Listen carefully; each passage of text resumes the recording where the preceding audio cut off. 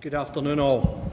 I'm Brian Cameron. I'm a Programme Director with Cavendish Nuclear, which is part of the Babcock Group, and I'm delivering some of the key components of Next Infrastructure Programme at the moment, so it's been quite interesting hearing the journey and recognising some of the transformation that's happening. I've also got the privilege of moderating this panel 3. It's taken a bit of a different focus now, so we're looking at effectively the nuclear benefits in civil, some of the challenges and some of the opportunities there. And I'm joined with, I'll do it in the order here, Sadie, Danielle, Jack and Grady, which is the reverse order from which they'll be presenting. So let me introduce the presenters. So Grady Beckett is a Masters in Physics with Warwick University and was specialising in condensed matter and quantum physics. He works with Rolls-Royce now, and he's in the terrestrial advanced modular reactors area, optimising plant design to improve safety. Jack, as we've heard, is with AWE. Jack's a mechanical engineering degree apprentice. He's got a keen interest in science communication and how it can impact public perception of the nuclear industry. So certainly some links with what we heard this morning. Sadie and Danielle Trembath are both security consultants with UK National Nuclear Labs. Sadie studied at MSc in counter-terrorism at Cranfield University and has a focus in secure by design and economics of small nuclear reactors. Danielle studied intelligence, security, international relations and politics at King's College London before joining NNL as a safety case advisor and has now transitioned down to the security consulting role. So with no further ado, Grady. Perfect. I'll start off by saying Rolls-Royce appears a lot here. The opinions I'm expressing and that are on the slides are not to do with them. They do have, however, lovely graphics. So nuclear in space, how to keep the lights on. There's been a lot of interest in lunar bases over the last few years. We've got China and Russia have made an agreement to work together. NASA are also interested. South Korea also interested. Slightly longer timelines on those. So a number of questions pose themselves. Why? Now you'll have to forgive the terrible clip art. We'll start with pharmaceuticals. So for intense biology and crystallography reasons, creation of some pharmaceuticals in low microgravity conditions, you can get purer samples. It's generally better. There's advantages in terms of resource mining. So they have rare earths. The moon's got a lot of helium-3, which is something that we're short on Earth. Now the obvious question is, okay, but we've got rare earths on Earth. We've got helium, enough to be getting on with. Why do we need that on the moon? And that brings us to our last question, and my perhaps most egregious clip art, which is lunar resupply. Essentially, it takes a huge amount of energy to get anything from the Earth to low Earth orbit, even beyond into outer space.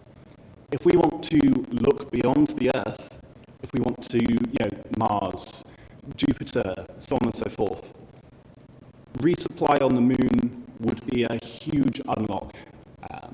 It's a lot more energy efficient if you can refuel on the moon, if you can bring some technology and instruments with you. It's just a lot more efficient. And the final one, which is these 3 flags, is the political impacts. Obviously, there's something of a race going on, rightly or wrongly.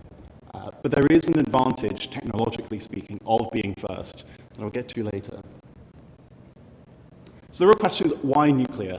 And I think the number one reason that you can distill it down to is mass. So I've got the numbers up there, but essentially the weight that you're trying to move to the moon is the biggest predictor of how much this is going to cost. Even, was it the Falcon Heavy, which is our big rocket at the moment, you're talking 1.5 grand to get just a kilo up to low Earth orbit. Costs are coming down, but essentially you want the most dense power source you can have. Your burnables won't cut it. Stuff like diesel, even hydrogen, it's not going to work because you need to keep running resupply. That's unrealistic. Uranium and nuclear fuels in general are hugely more power dense. That's a logarithmic plot. So hydrogen, you're talking 142 megajoules per kilo. Uranium is 8 times 10 to the 7, so that's 8 with 7 zeros after it. Hugely more energy dense. Volume is the other one. So we're taking our material up to the moon. There's only so much space that we have. And existing microreactors, so stuff like the Pele microreactor, it fits in about 4 shipping containers. Our rocket payload fairing, we can get maybe 2 and a bit. Technology will improve over time, but equally, our volume constraints are extreme, and we will get onto that later. And reliability, it needs to last, the longer the better. If it lasts 5 years, that's a lot of expense. If it lasts 10 years, that's twice the value. I'm going to run through some types of reactor. So starting with PWRs, that's most nuclear reactors that are currently in operation. It's very well-known technology. Big disadvantages, water is really heavy. Fun fact for you all.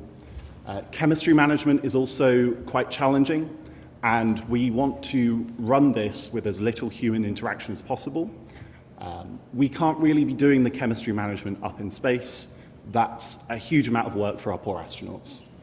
You're also dealing with both liquids and gases. That adds a complexity that we can design out by choosing, other technologies.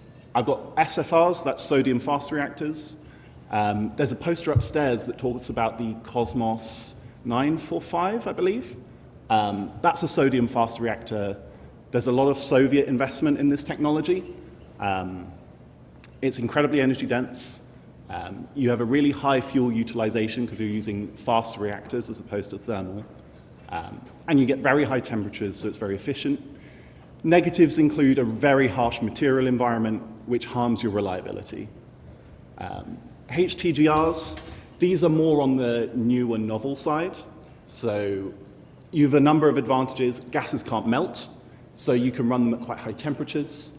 The power conversion is relatively simple because you can just run your hot gas straight through your power conversion system.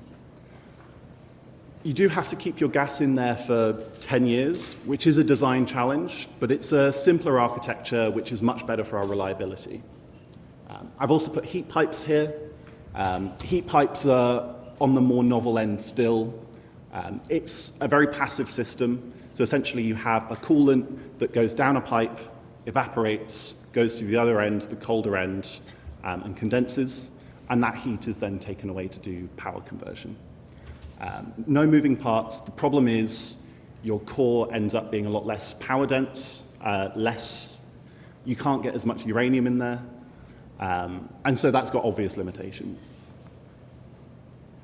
Radiators. I said we get onto the technical reasons for being first. You want the best spot. The best spot for the moon turns out to be the South Pole. This graphic that I've given you here is from the proposed landing sites for Artemis 3. They're all clustered around the South Pole. Your decision making is influenced by a number of things: the geology that you're interested in, stability, availability of water ice, but the number one is just the temperature.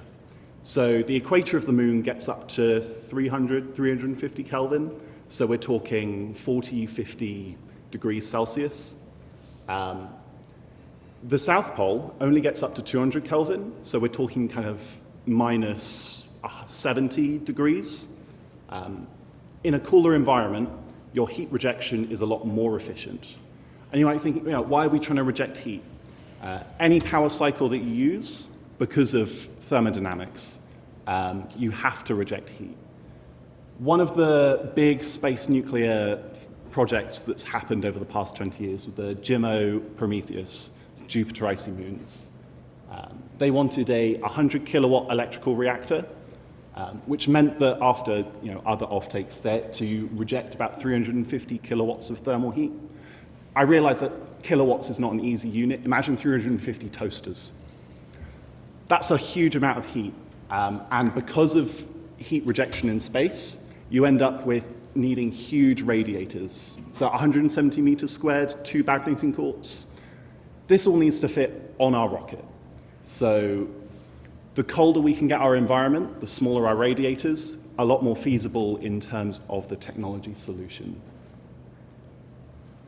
And I'm coming on to regulation. A lot of our regulation for space has to come from terrestrial, because the regulations for nuclear in space aren't very well developed. There's not the wealth of experience that we have on terrestrial. So stuff like shielding. Shielding needs to be heavy. In space, do you necessarily need to shield the whole way around your reactor? And if you don't shield all the way around your reactor, you're then creating a radiation field that needs to be excluded, because that's potentially unsafe, which then brings on the political implications of, is that okay? And who makes that decision? Decommissioning is another one. You can't leave radioactive material lying around. This stuff will be radiotoxic for 10,000 years. So what's your solution? We can't bring it back to Earth and process it there. Can you bury it? You need a lunar digger. All these things add mass, and they all need to be thought about before you even leave the Earth.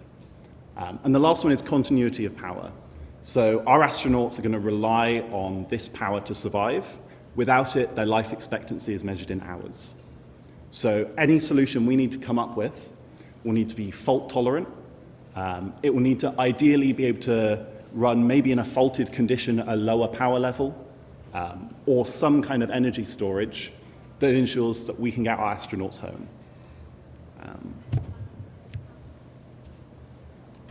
And I've given you a little summary slide for you to reflect on, but thank you very much.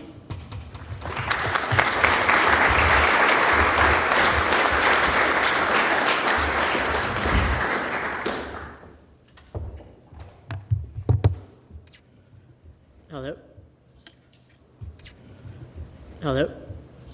There we go. So this is why you shouldn't trust me to do whatever I'm about to speak about. Okay, so sovereign supply. This is the question I asked myself several months ago when I was thinking about this. How can we, as a country, develop our own sovereign supply of medical radionuclides? And I'm going to go through this in multiple parts. So the first is going to be talking about the problem, so the dependence on supply and how important this is. Then I want to go into a solution, and then I want to come with some proposals and what those implications will be on the future of nuclear energy, which is what the panel is. So I guess the first thing to do, though, would be to explain what our medical radioisotope is. Oh, and a quick disclaimer, the work and conclusions don't necessarily reflect the views of AWE or His Majesty's government. So, little sketch. We can have like an antibody like this attached to a radioisotope. The radioisotope emits radiation, but the antibody can go to cancer cells and leave healthy cells alone. And that can either emit some radiation, so we can see the cancer cell, or just kill it directly. This is the main problem, and I'm going to try and illustrate to you this visually. So, there's 1,000 new cancer cases per day. Every year, we do 700,000 nuclear medicine procedures, and most of those occur through technetium-99, through that molecule here. So we're going to go into that in a bit more detail. So the SPECT scans that use technetium-99, we can see that we're pretty low on the amount of study here from the NEA. We can see that it's resulting in higher fatalities and less diagnoses, which, again, leads to fatalities in the end. So we want to get probably a bit more up here, and we're seeing where Canada and United States, Germany, Australia, you'll see these countries, I'll speak about these in the future, how they do things differently. So where are we getting our medical radionuclides mainly right now? So about 60% come from Europe. These are the European countries here. And then we get some of them from other countries. We've got Australia and South Africa. The main issue is going to be the age of these reactors. So you can see that here. These are obviously going to age out, and then we're going to have to consider where we're going to get these supplies to treat people who need the help. So this is how it's produced. You put uranium-235 in a reactor, that goes through a process these half-lives here. So to produce technetium-99, which is used in 85% of scans, you need molybdenum-99. That has a half-life of 66 hours, but as soon as you try and put that in generators for technetium, that goes down to 6 hours. If you're talking about international transport, that isn't going to be great. That needs to be done here. But can we get this first process down here? So this is the half-lives, by the way. So over a period of a week, you can see how molybdenum-99 would go down and technetium-99 would go down. So now I want to talk about the different solutions. But I would looked at 3 different solutions for this, and I compared them against what we are currently doing. So I just kind of want to talk about that current state right now. So the current state would involve rationing, and that's what we've been doing somewhat in the past. I would say in the past 5 years, we have seen 3 cases where we've had to put serious delays in cancer treatment, and we've got delays of over a month that can increase, according to studies in the British Medical Journal, increase the death rate, or chance of death, sorry, by 10% just by waiting that month. So we want to improve the communication between the industry and NHS. And one thing I found out in this study when I was looking into it is the delivery times and transport inefficiencies when we're talking about this. So we have companies that are making the processors for technetium that are working on weekends, and they're producing them on weekends.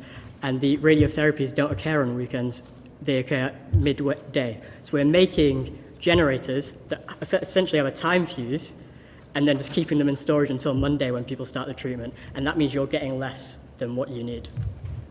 So it's solving logistical challenges with transport of nuclear material, balancing the need of patients and workers. Obviously, we've talked a lot today about workers in the nuclear industry and how we want more. Difficulty here is if we don't find these other sources, there's going to be a potential of having to work weekends, having to work longer hours, and that just makes this industry less attractive. And then the occasional implementations of rations to save life-saving treatment. There was a case of a mutual aid in the past 5 years where some rations from the north of the country had to be transferred to the south of the country simply because we had to get a fair share to everyone, and it was unfair that just so happened one area had a bit more than the other. So my first solution I wanted to talk about was a material test reactor. This will probably cost, or estimated to cost, around £400 million. Obviously, with nuclear projects, we tend to go a bit over budget and a bit over time. It would be reviving old capability because we have had material test reactors in the past, and the countries I spoke about in the image have their own test reactors. And we can use that for multiple different things. So different companies across the nuclear sector can test parts. This could be good for space things. They need to be tested in reactors to see if they're radiation proof, testing different materials. So across the industry, we can make a case to the government that we need this. If it's just for radioisotopes, it's hard to make that case, especially when it's talking about £400 million. You've got the timing, costing considerations, obviously, and finding a nuclear site. So this one particular one that's being considered right now is Project Alpha, and that could be constructed in Wales, Transfed, which is an old nuclear site, so it already has the nuclear licensing. Another method would be using a more local approach. Rather than having a singular reactor in Wales, having linear accelerators across the country that on a small scale produce these radionuclides. As you can see, they actually tend to produce different ones than reactors. So we can have cyclotrons or linear accelerators. F-18 is another important one, but you can see the MO99 that we do need is in that reactor base. So that is, we've got to assess the scope and technological readiness, because we can produce technetium-99 directly through cyclotrons, but that isn't at a high TRL just yet. And obviously, if we open up all these local places, we do need more suitably qualified and experienced people. In terms of transport of the short half-life material, as I was saying, these are very short. Transporting it across countries is going to be incredibly difficult. Even when we're talking about a reactor in Wales, getting that to Northern Ireland, Scotland, to London could be difficult, so a more localised approach could be beneficial in that regard. And then it was looking at a particularly new, innovative approach that the government is launching pilot projects into. So there's a medical radioisotope innovation program that the National Nuclear Laboratory and NDA and Sellafield are looking into. They've been given £10 million as well to other universities to study different ways to use basically different ways to make these radioisotopes, particularly the ones used in therapies, alpha therapies that can kill the cancer rather than just signaling where it is. So one particular, everyone's heard of radium, I presume. You know, when your watches light up a bit green in the military times, that would be through a radium. It's also a byproduct of uranium decay, so you get it from nuclear reactors, and you can use it as a neutron generator. So we have lots of radium stockpiled across the world, and we are indeed seeing some countries basically selling their stocks of radium, so these other companies can produce actinium-225, which is a very promising radiopharmaceutical that's in development right now, and we probably want to try and get there quite first. So this would be less so for the for those newer ones, less so for the technetium, but for these newer approaches. So I try to compare the criteria for each of these solutions against some key criteria that I thought would be relevant, and I ranked them accordingly. I'm happy to get into a bit more on this in the panel questions. But as you can see, we're talking about security, we're talking about proliferation. The ones for the reactor, there's the potential of using high enriched uranium. Most reactors now use low enriched uranium, but if you're using high enriched uranium, that's a proliferation concern. We've got the additional benefits, so the reactors tend to produce a lot of other radionuclides that can be used, and also testing those other materials. And current capability, as we're saying, so material test reactors, we see that in other countries right now, but the localized production and the repurposing waste, these are in low TRLs. We've got pilot programs. We see Canada and the United States kind of doing the localized production on a small scale. We've not seen them scale that up to something big yet.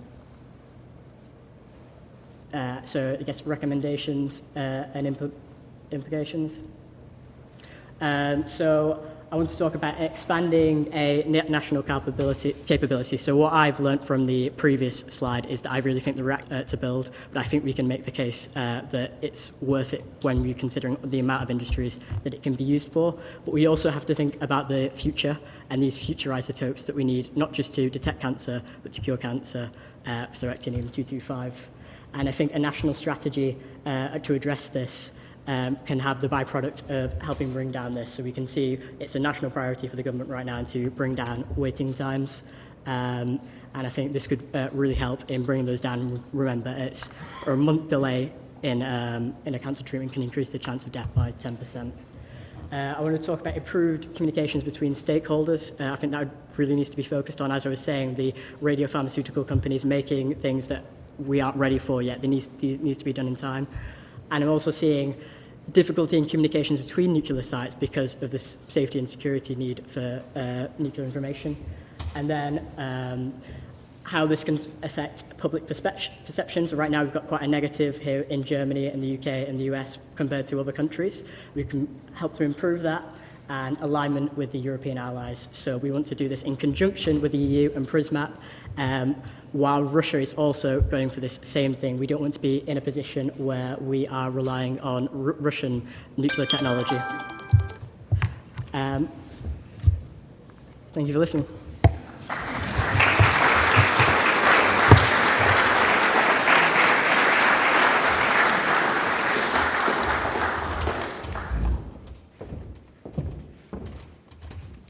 So firstly, we'd like to thank PONI for giving us this opportunity to present today. And as you can see by the title, we're going to be discussing nuclear-powered commercial shipping. So this slide provides an overview of what we'll be speaking about today. And in this presentation, we aim to open up the conversation regarding how security can be applied to nuclear-powered vessels, as currently there's no agreement as to how this can be done. We don't know what type of regulatory framework will govern the security of these vessels, and as a result, we cannot accurately conceptualize what the security of these vessels will look like. And this presents a major hurdle and blocker to the deployment of this technology. But starting with some background, The International Maritime Organization estimated that in 2018, 1,076 million tonnes of greenhouse gas emissions were produced by shipping alone. And to put this into perspective, this figure is almost 3 times the size of the UK's total annual greenhouse gas emissions, so it's a large amount. But like many other industries, the maritime and shipping sector has set net zero targets, with IMO aiming to reach net zero in greenhouse gas emissions close to 2050. And this appetite for change has resulted in the drive for new and advanced sustainable technologies, with nuclear propulsion being one of them. And although nuclear-powered shipping isn't common in the commercial context, it's not a new technology, and over 160 ships are powered by nuclear reactors. And although the majority are submarines, this also includes other vessels such as icebreakers and aircraft carriers, and some of these vessels have been used in a civil capacity. So I've mentioned the environmental driver for change, but there's a financial driver here also. There's an increasing need for affordable energy following the reported increases in the cost of fossil fuels in recent years, and nuclear propulsion provides a potential solution. As despite significant upfront capital costs, nuclear propulsion may enable significant cost savings in terms of operational expenditure over the lifetime of these ships. And there's a further financial driver, which may come from the want to avoid costly carbon and greenhouse gas taxes.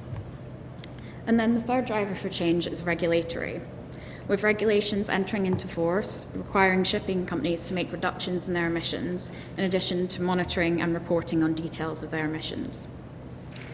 And despite these drivers and the increasing appetite within the maritime market as a result, the regulatory framework for nuclear-powered vessels and their security is currently underdeveloped.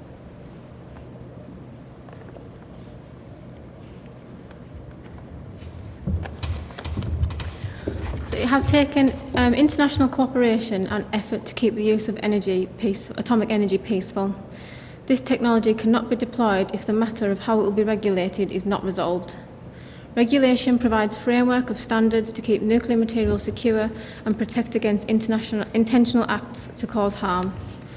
For civil nuclear technology, international regulation stipulates that the responsibility of keeping nuclear material secure rests with the state. This presents options for the cargo vessel industry.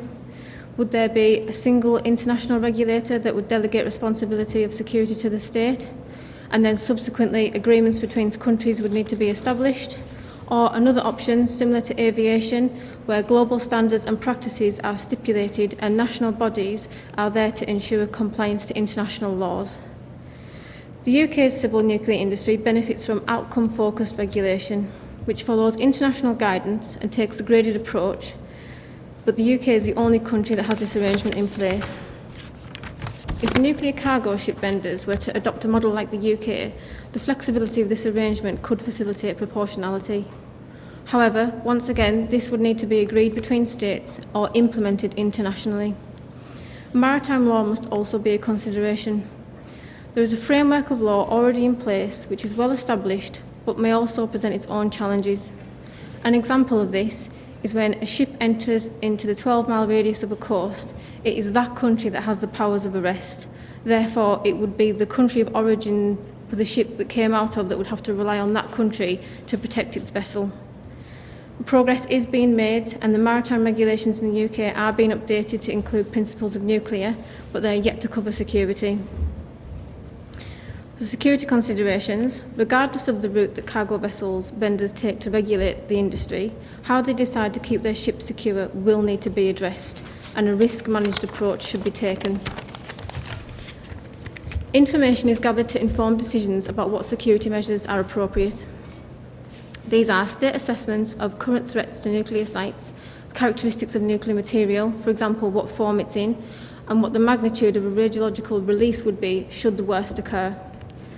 The security considerations must be based on an informed understanding of risk, remaining proportionate, and the public perception needs to be improved to ensure that the narrative around nuclear-powered shipping isn't overcome by perceived risk. Public confidence will need to be maintained. Further to this, the design basis threat must also be understood, so this is informed by state intelligence and attempts to describe capabilities of potential attackers.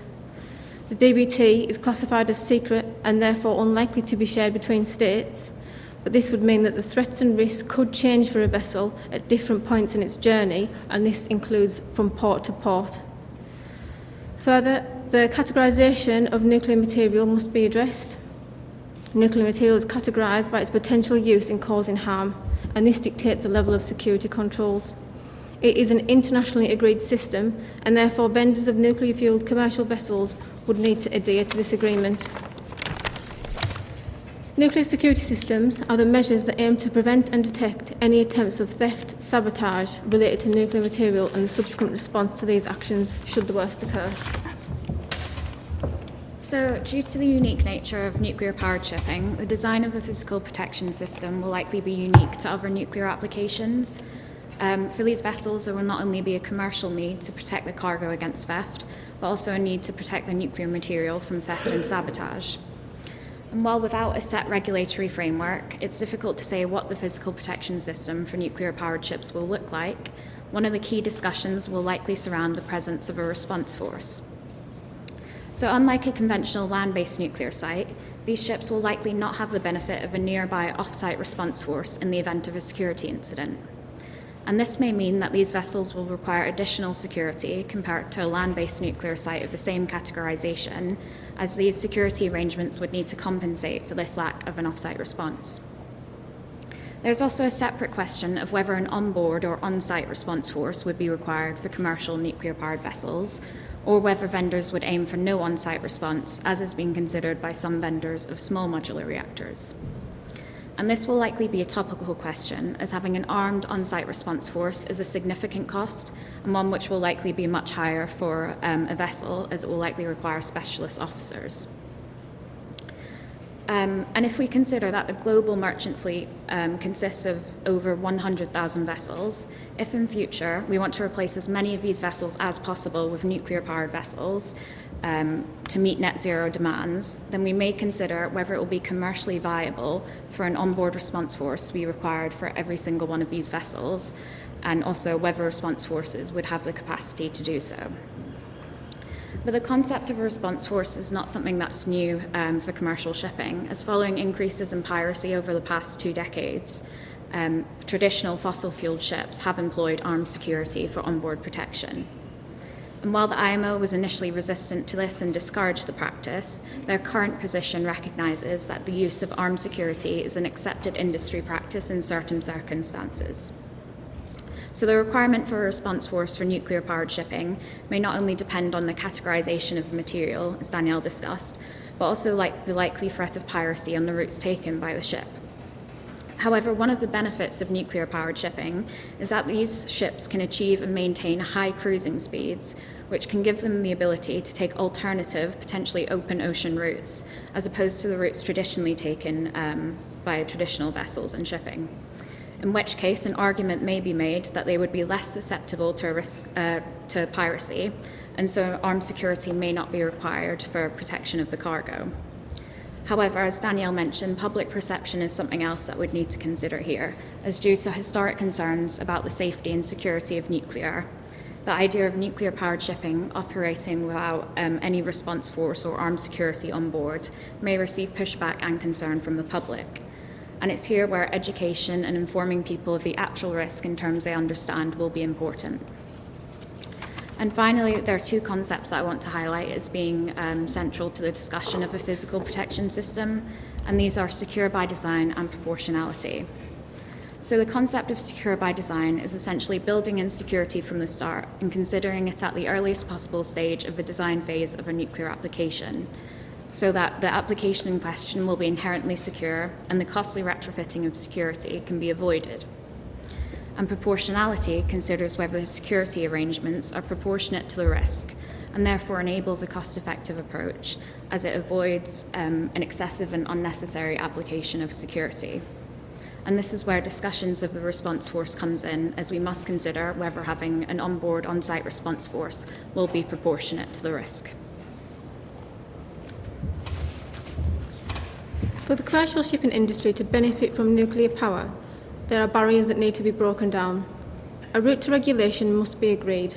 whether this is the avenue of a single body that will specify requirements and any cargo shipping company who wishes to benefit from nuclear would need to commit to international agreement, or the development of agreements between country to country, which may present the route of least resistance but could be complex. Civil nuclear technology carries with it the unfortunate burden of past incidents and publicly perceived association with nuclear weapons. While this needs to be considered, it should not drive disproportionate security measures. While categorisation will dictate security considerations, proportionality needs to be applied to all areas when designing the PPS, and this includes whether a response force is required. Considering outcome-focused regulation may facilitate this, but once again would need to be agreed internationally. Deciding the framework for regulation and the proportionate application of security systems must happen for net zero to be realised through the successful deployment of this technology. Thank you for listening.